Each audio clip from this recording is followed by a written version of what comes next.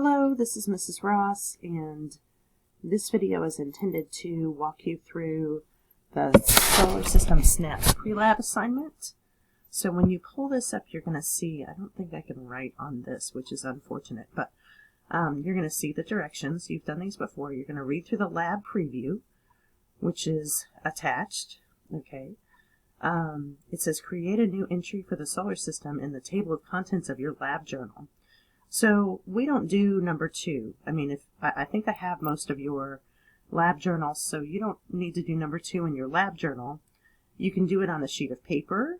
You can do it on a Word document, but you don't need to wait until you have your journal to do this. So you can pretty much cross out number 2. And then these are the terms that you're supposed to define. You should be able to find the definition of these terms in either your reading passage or your PowerPoint and notes.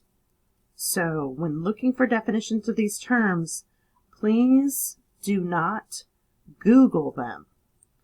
Again, you should have the definitions of these terms in either the reading passage, which is the very first assignment in the Solar System folder, or the notes in PowerPoint.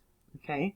And then the very last point here, number 4, where it says write a 4 to 5 sentence summary about what you will do in this lab. If we go to the lab overview, these are our objectives, and these are some of the standards that we are working under. We will be doing the science skills station and the narrative station. We will not be doing the assessment station, so you don't need to write a sentence about that station.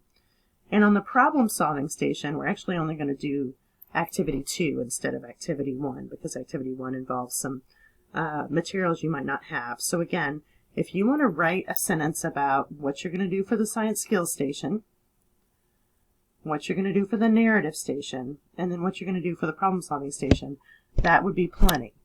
And if you counted, that's only 3 sentences, which is perfectly fine.